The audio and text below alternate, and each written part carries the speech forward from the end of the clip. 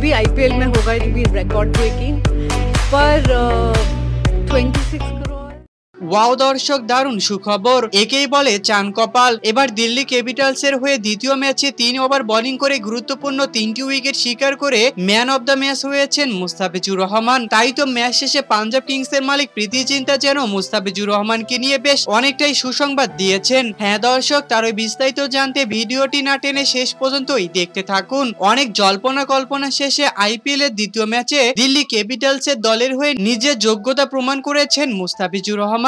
তবে দিল্লির দলের হয়ে নিজেকে মানিয়ে নিতে বেশি একটা সময় নেননি মুস্তাফিজুর রহমান। প্রথম ম্যাচেই গুরুত্বপূর্ণ 4টি উইকেট শিকার করে হয়ে উঠেছিলেন দিল্লি ক্যাপিটালসের নয়নের মণি। সেই থেকে যেন আর পিছনে ঘুরে তাকাতে হয়নি ফিসকে। তাই তো আজ পাঞ্জাব কিংসের বিপক্ষে আজ মাঠে খেলতে নেমেছিল মুস্তাফিজুর রহমানের দল দিল্লি ক্যাপিটালস। মাঠে খেলতে নেমেই যেন প্রথমেই টসে জিতে ব্যাটিং করার সিদ্ধান্ত নিয়েছিল পাঞ্জাব কিংস। এরপর যেন আবার মাঠে ব্যাটিং এর তাণ্ডব চালিয়েছিল পাঞ্জাব কিংস, কিন্তু এক মুস্তাফিজুর রহমানের কারণে যেন বেশিক্ষণ মাঠে টিকে থাকতে পারেনি পাঞ্জাব কিংসের সকল হাই হিটার ব্যাটসম্যানরা। তাই তো অতি সহজেই পাঞ্জাব কিংসের বিপক্ষে জয়লাভ করেছেন মুস্তাফিজুর রহমানের দল দিল্লি ক্যাপিটালস। এবং ম্যাচ শেষে মুস্তাফিজুর রহমানকে নিয়ে অনেকটাই সুসংবাদ দিয়েছেন পাঞ্জাব কিংসের মালিক প্রীতি জিন্তা।